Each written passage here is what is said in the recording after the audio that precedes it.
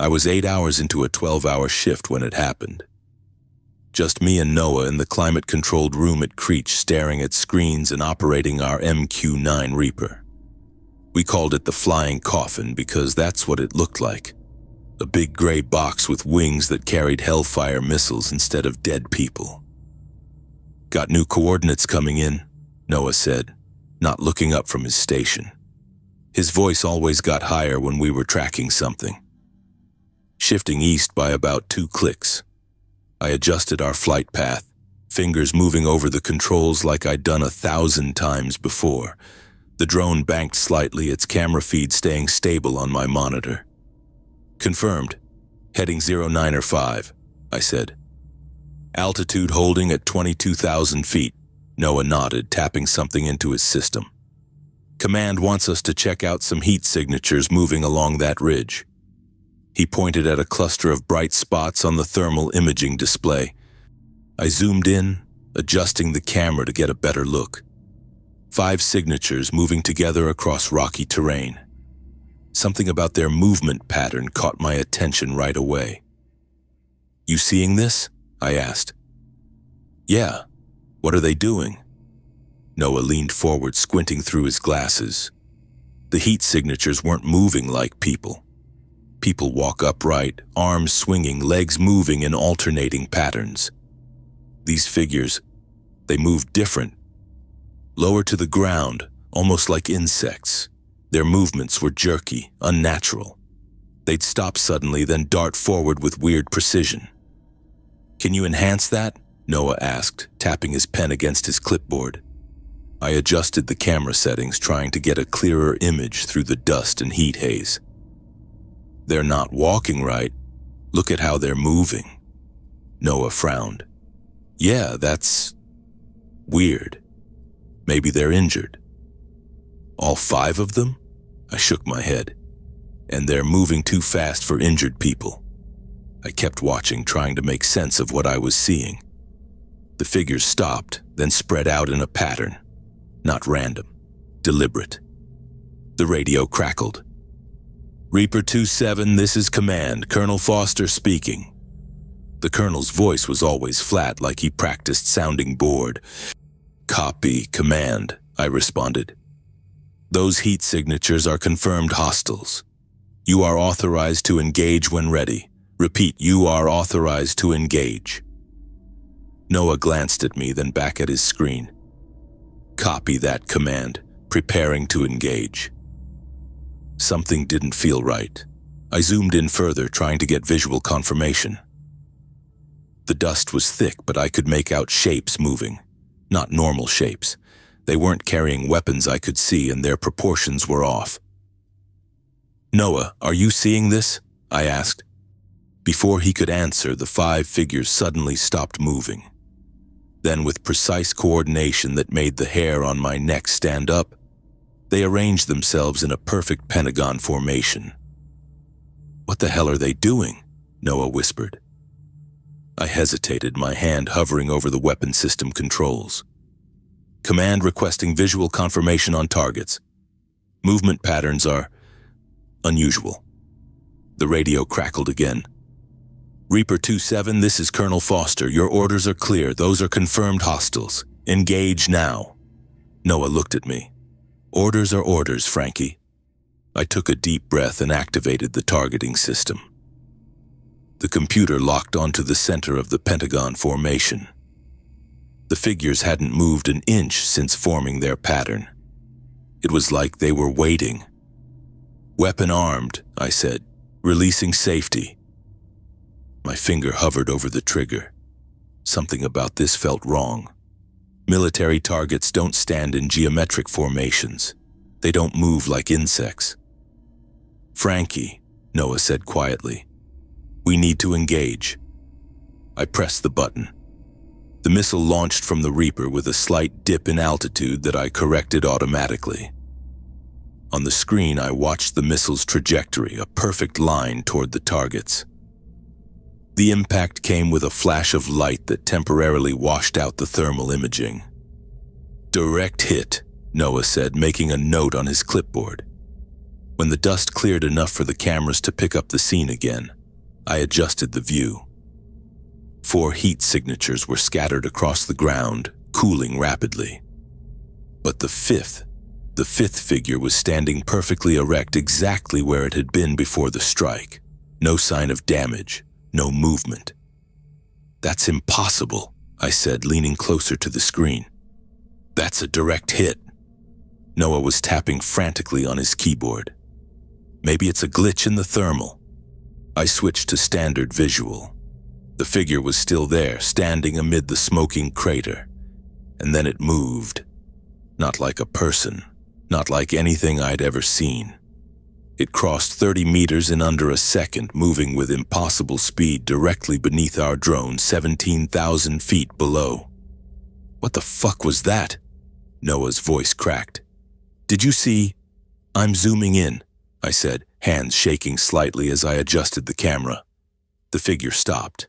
I maxed out the zoom, the image stabilizers working overtime to keep it in frame. What I saw? It wasn't human. It wasn't anything.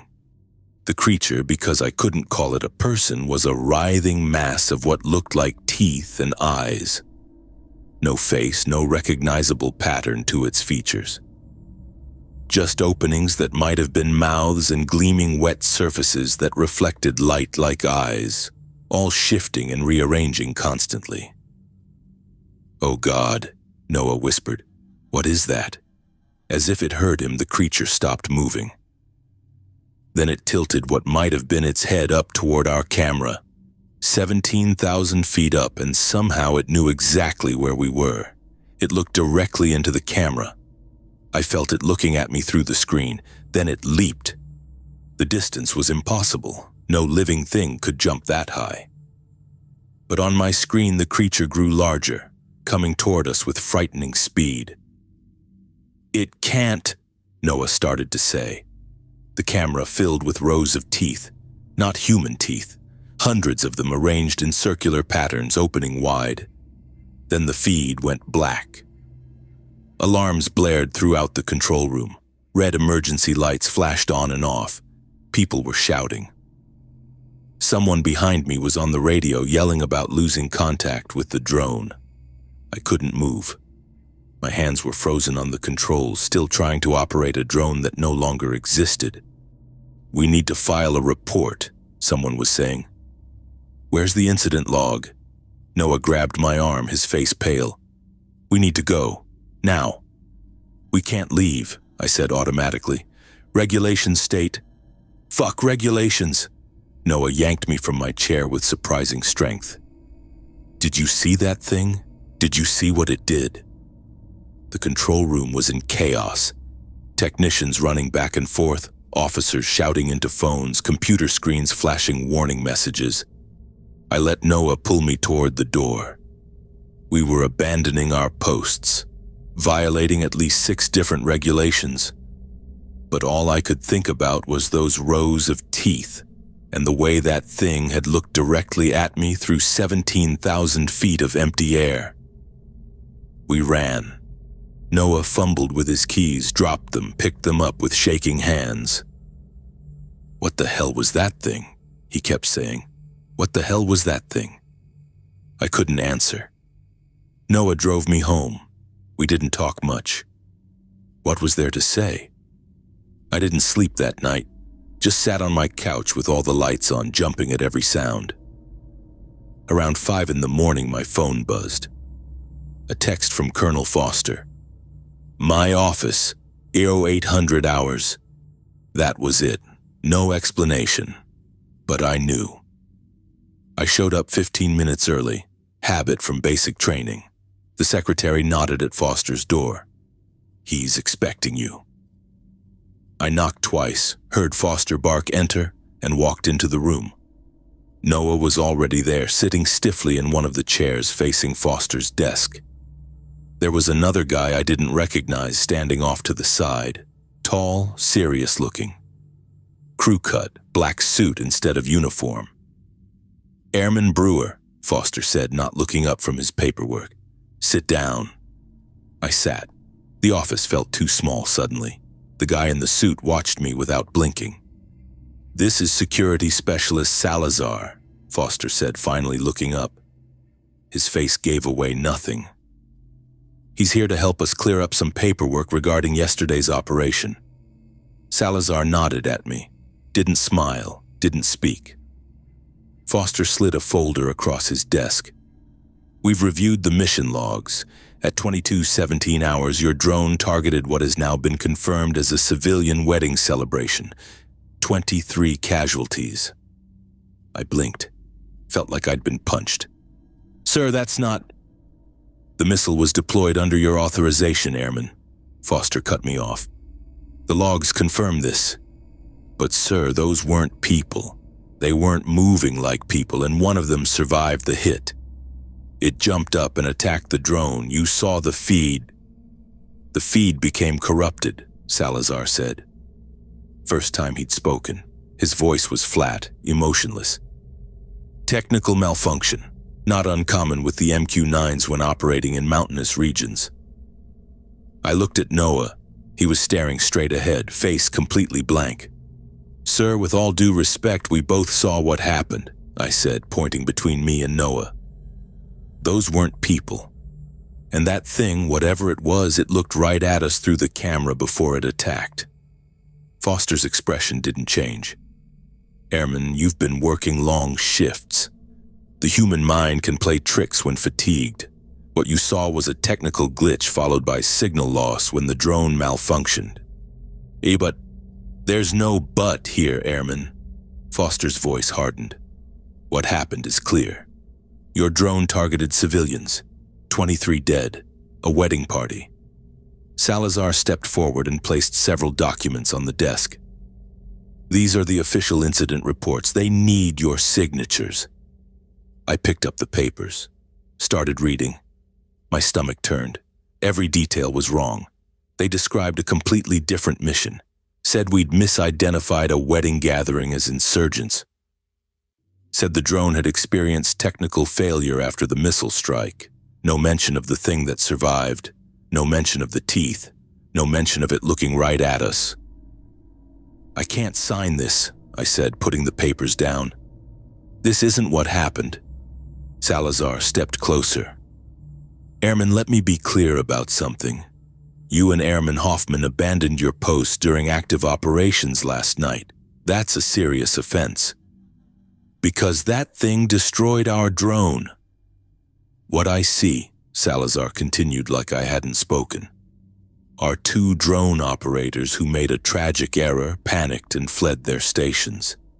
That kind of behavior raises serious questions about psychological fitness for duty." I looked at Noah again. He still hadn't said a word. "If you're unwilling to cooperate with the official assessment," Salazar said, "we'll have no choice but to recommend full psychological evaluations for both of you, with the strong possibility of dishonorable discharge." Foster leaned forward. "Nobody wants that outcome, Airman. A simple mistake was made. It happens. Sign the papers, learn from it, move on." I watched as Noah picked up a pen without hesitation. He signed every page, initialed where indicated, then set the pen down.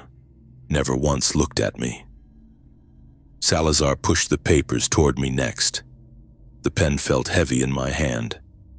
I thought about my 8 years of service, about what a dishonorable discharge would mean, about trying to explain to future employers why I'd been kicked out, about trying to explain to my family, and I thought about those teeth, those eyes, the way it had looked at me.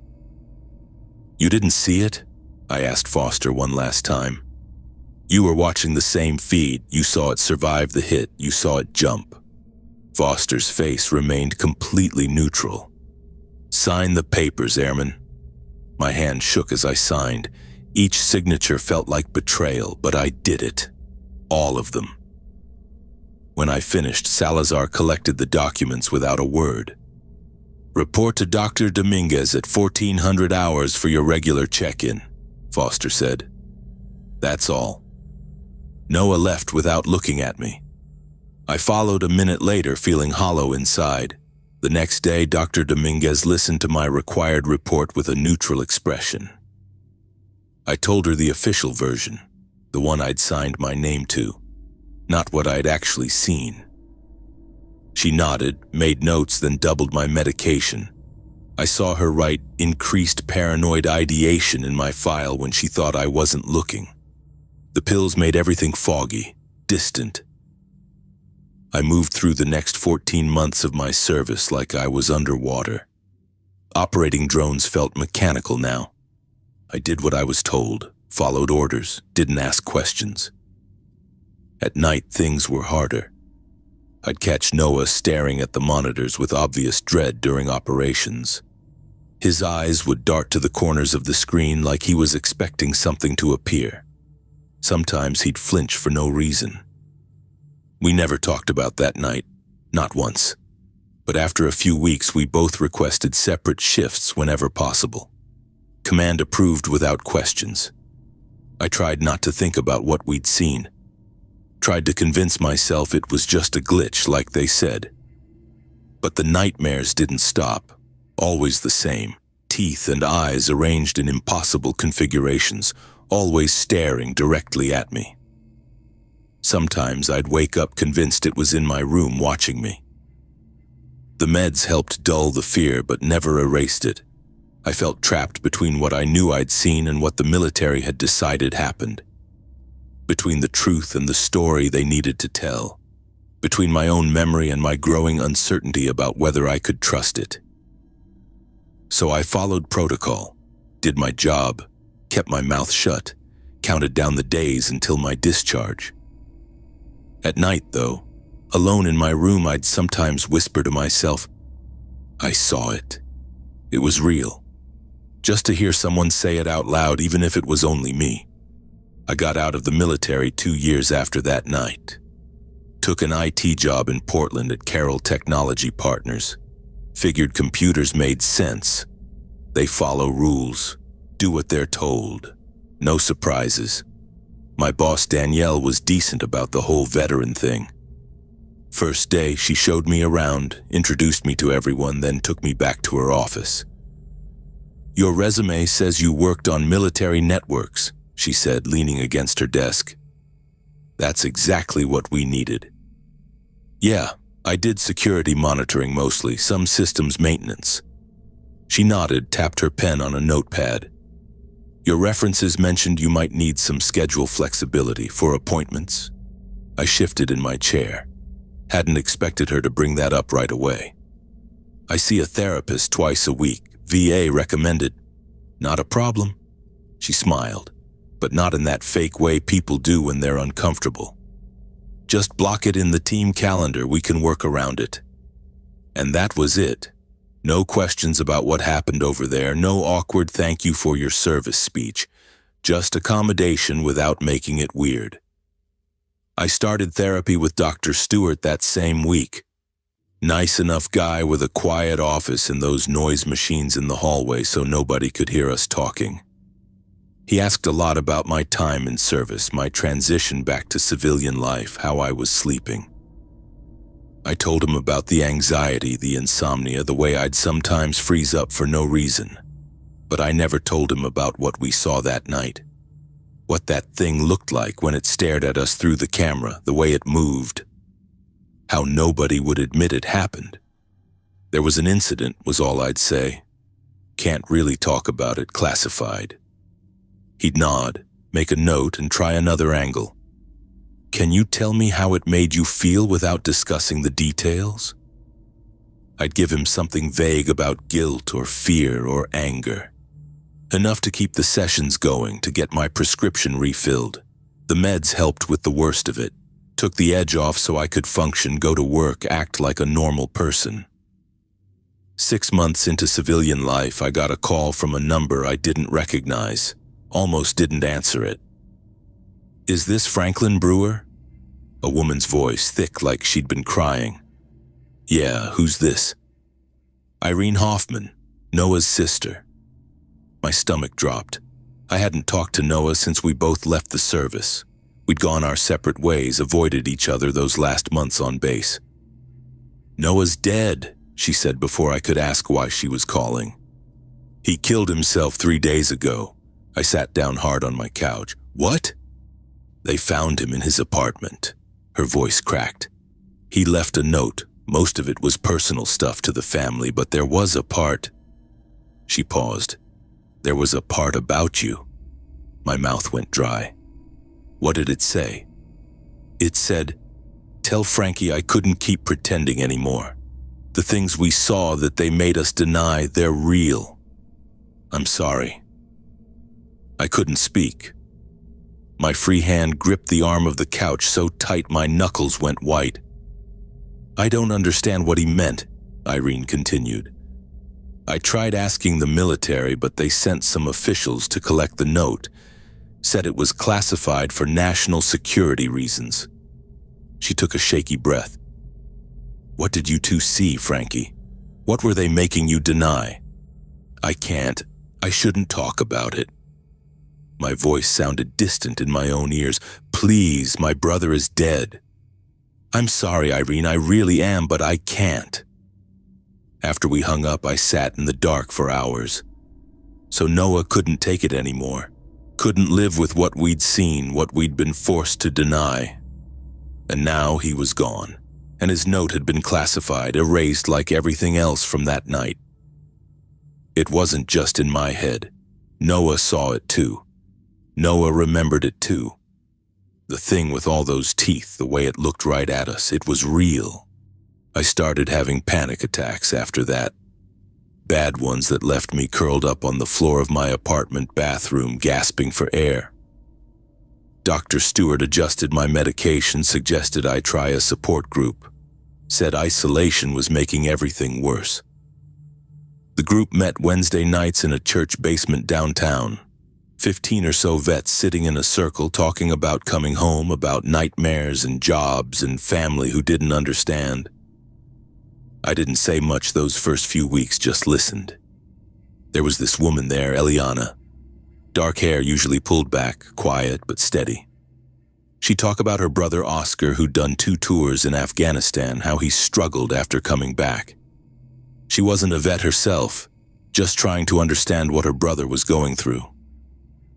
One night after group, she stopped me in the parking lot. "You don't talk much in there," she said. I shrugged. Not much to say that helps anybody. Sometimes just showing up helps. She pulled her jacket tighter against the cold. Some of us go for coffee after. Nothing heavy, just normal conversation. "You want to come?" I almost said no, but something about the way she asked, like it was no big deal either way, made it easier to say yes. Coffee after group became a regular thing. Sometimes 4 or 5 of us, sometimes just me and Eliana. We'd talk about movies, books, stupid stuff happening at work.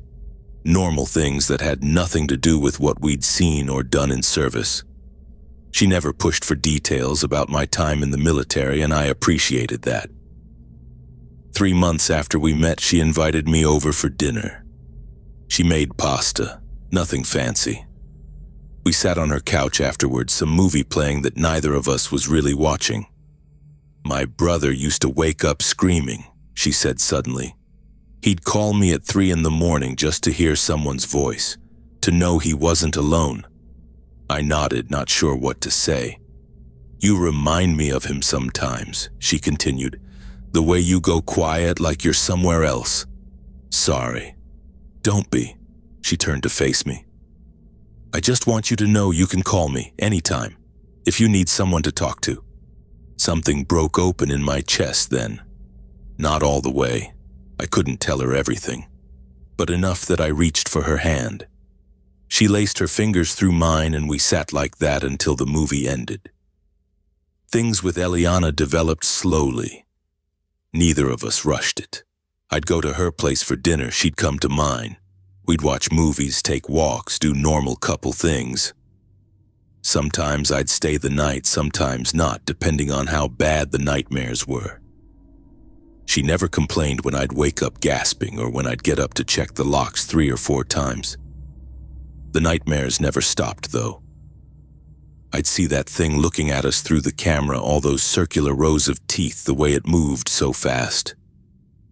I'd wake up convinced it was in my room watching me from some dark corner. On the worst nights, I'd spend hours online searching news sites for reports of strange sightings, unexplained phenomena, anything that might match what we saw. I never found anything solid, just conspiracy theories and blurry photos easily explained away. But sometimes I'd find stories of people who'd seen things they couldn't explain, who were told they were crazy or attention-seeking. I'd wonder if they'd seen something like we had. Every day was about balance. Go to work, be the competent IT guy fixing networks and securing systems. Smile at the right times, make small talk in the break room. Then come home and fall apart, checking the locks, scanning the news, trying not to think about rows of teeth and eyes that knew you were watching. I started wondering if someone had gotten to Noah before he died. If maybe he'd tried to tell someone what really happened and they couldn't risk him talking. Started looking over my shoulder more, checking my apartment for signs of intrusion. Changed my passwords weekly, bought a small safe for important documents. Some nights I'd lie awake next to Eliana watching her sleep and wonder if I was putting her in danger just by being close to her. If whatever happened to Noah could happen to me too. If someone was watching, waiting for me to slip up and talk about what I saw. I thought about calling Irene back, telling her everything. But what good would it do? Her brother was already gone. And the military had taken his note, classified it. They'd deny everything, maybe even come after me next. The thing that scared me most wasn't dying. It was the thought that they might make me disappear too, and no one would ever know the truth about what we saw that night. What was out there looking back at us. I was helping Eliana move boxes into my apartment on a Saturday. Nothing big, just some clothes, books, and kitchen stuff. We'd been together for 8 months, and it made sense for her to start keeping more things at my place. "Where do you want these cookbooks?" she asked from the kitchen. "Bottom shelf's empty." I wiped sweat from my forehead and grabbed another box from the hallway. The TV was on in the background, just noise really. I wasn't paying attention until I heard the news anchor mention Mosul. My head snapped up automatically. "Reports of unexplained disappearances continue to plague the region," the reporter said. Behind her was footage of the rocky terrain outside the city. Sand, scrubby bushes, mountains in the distance looked just like... Then I saw it, in the background. Something moving across the ridge. Wrong. The movement was wrong. I dropped the box. It hit the floor with a thud. My whole body went cold. The thing moved like nothing human, too low to the ground, jerky, mechanical. Like an insect trying to mimic a person. I'd seen that exact movement pattern before. 2 years ago through a camera mounted on a drone 17,000 feet in the air. "Frankie?" Eliana's voice came from somewhere far away. I couldn't answer. My eyes were locked on the screen, watching that thing skitter across the ridge. Nobody else would notice it, just a blur in the background while the reporter talked about missing people. But I knew. God, I knew. "Frankie, you okay?" Eliana was standing next to me now, her hand on my arm. I grabbed the remote and changed the channel. Some cooking show filled the screen. "Yeah, fine, just remembered something I forgot to do at work." My voice didn't sound like mine. "You look like you've seen a ghost." She touched my face. "I'm good. Just need some water." I walked to the kitchen on legs that didn't feel solid.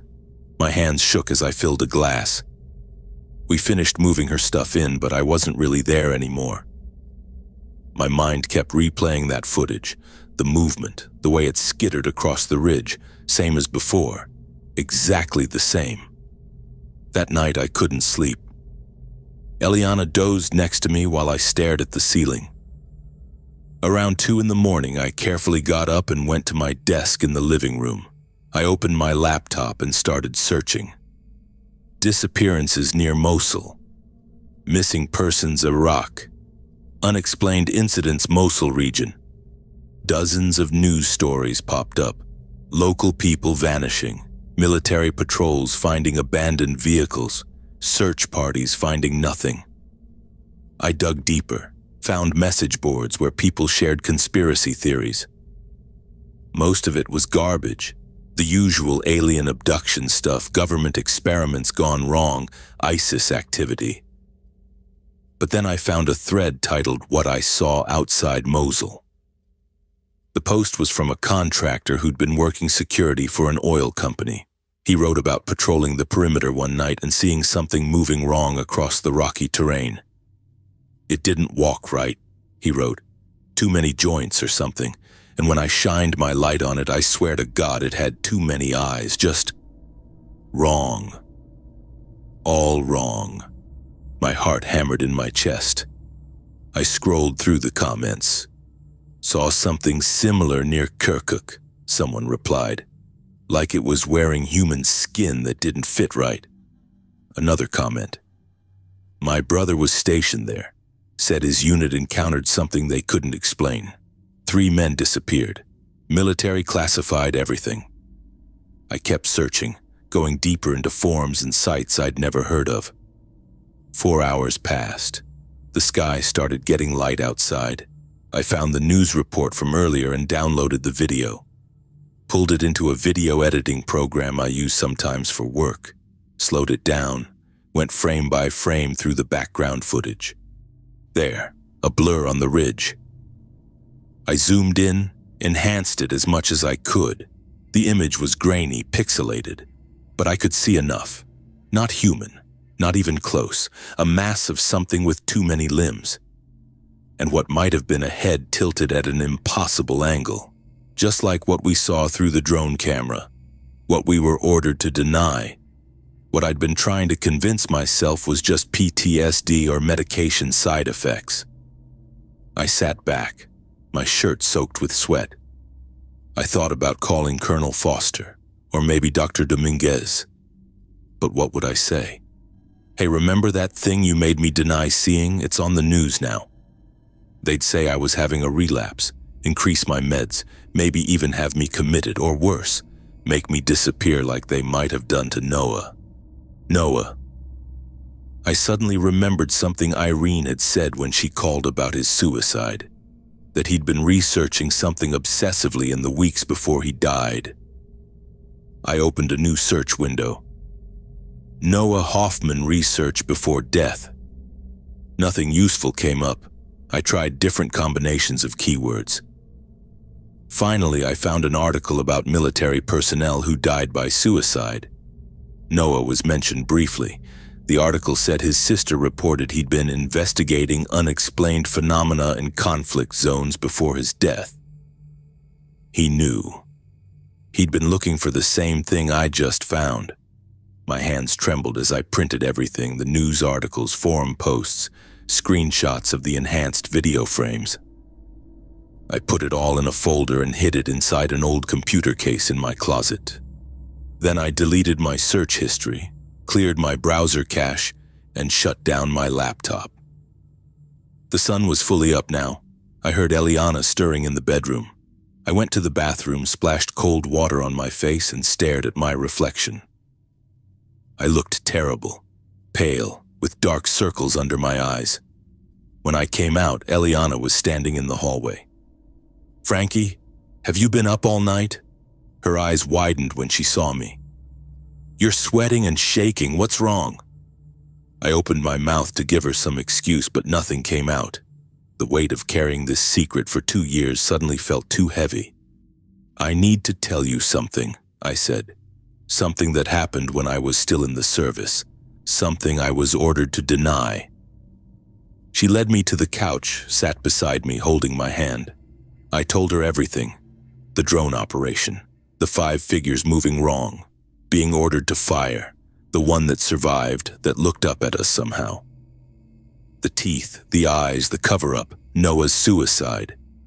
And then yesterday I saw it again, on the news, the same movement, the same thing. My voice cracked. Everyone thinks I'm crazy. They drugged me up, made me sign papers saying it never happened. But it did. I saw it. I waited for her to pull away, to look at me with pity or fear, to suggest I call my therapist. Instead, she squeezed my hand tighter. Oscar mentioned something similar, she said quietly. Your brother? She nodded. About a year before he got out. His unit was in Afghanistan, mountains near the Pakistan border. They found something, not human. He wouldn't give me details, said it was classified, but he said it moved wrong and had features that didn't make sense on any living thing. I stared at her. What happened? 3 men in his unit disappeared investigating it. The rest were debriefed separately, made to sign non-disclosure agreements. He started having nightmares after that. That's why I joined the support group, to understand what he was going through. My mind raced. Not just me and Noah, other units, other locations, Oscar's experience, the forum posts, the disappearances. They're real, I whispered. Those things are real, and the government knows about them. Eliana nodded slowly. Looks that way. What do we do now? What do we do? I don't know, she said, but at least you know you're not crazy. I wasn't crazy. That was something at least. But the truth wasn't much comfort, because if those things were real, what the hell were they? And how many more were out there looking back at us? I went out to the balcony that night after Eliana fell asleep. The air was cool and I could actually see some stars despite the city lights. I leaned against the railing and looked up. Eliana came out and stood beside me. She handed me a mug of tea I hadn't asked for. You okay? She asked. Yeah, just thinking. About what we should do? I nodded. Part of me wants to call someone, report it. But who would I even call? The guys who covered it up in the first place. We need to be careful, Eliana said. Oscar tried to push it after his guys disappeared. His commanding officer threatened him with a psych discharge. Yeah, Foster and Salazar did the same to me and Noah. And now Noah's gone. She put her hand on mine. I don't want that to happen to you. I thought about it for a while. Going public would be career suicide at minimum. At worst, I'd end up with a target on my back. I thought about Noah's note, that he couldn't keep pretending.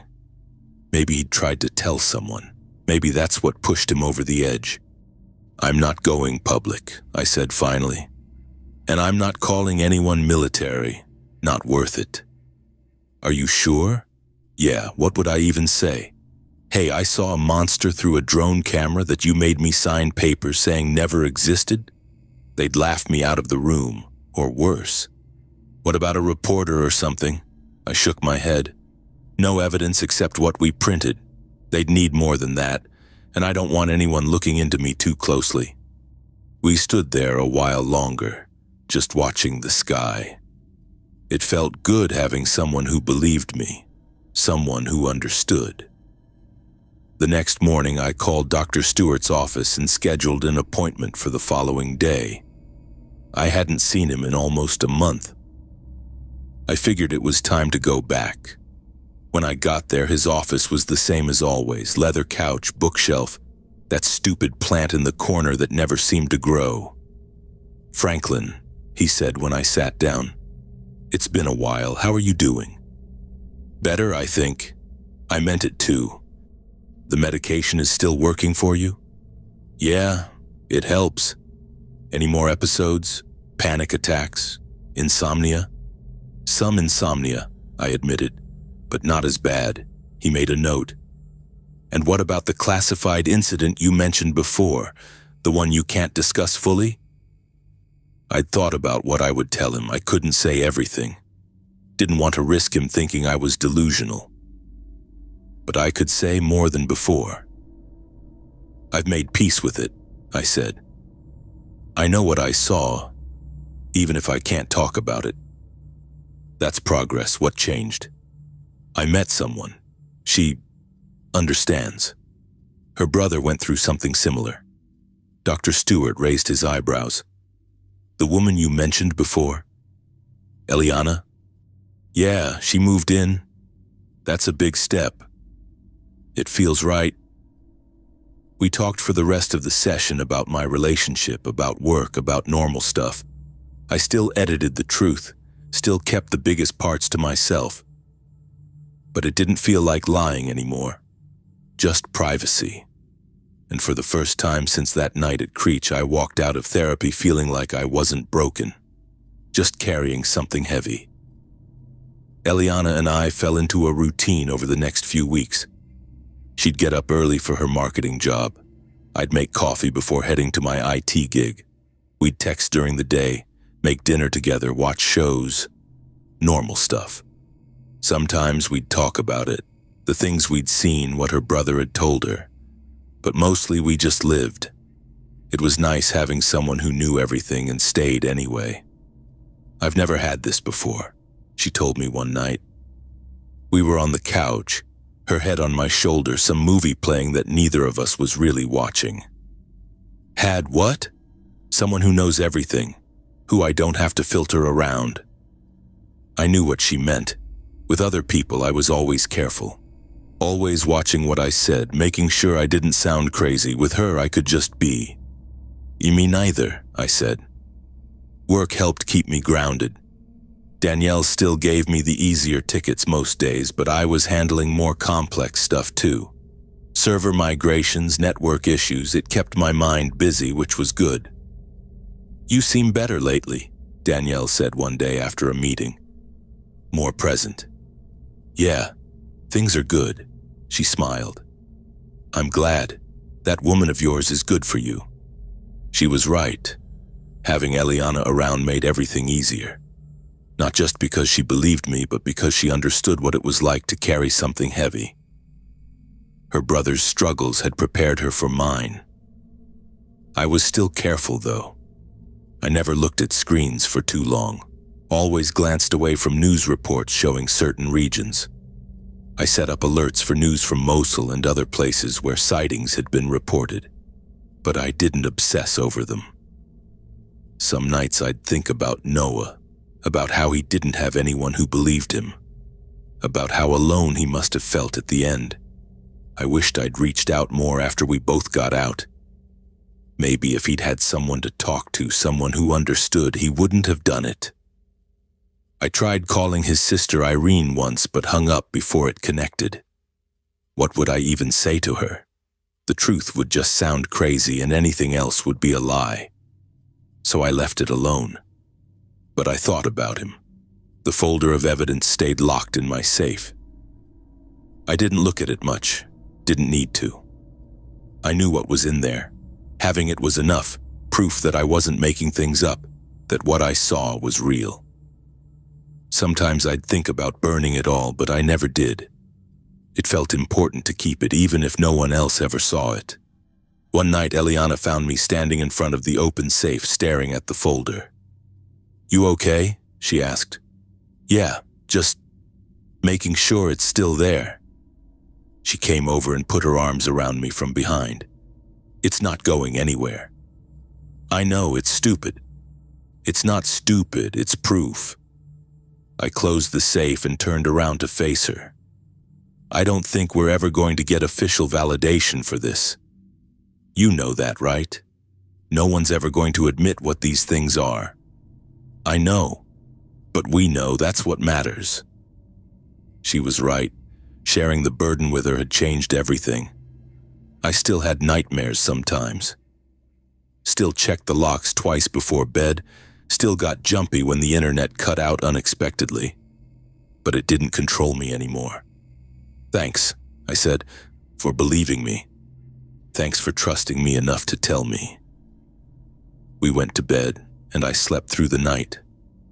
Not perfectly, never perfectly, but better than I had in years. The knowledge of what I'd seen was still there, like an old injury that aches when it rains. But I could live with it now,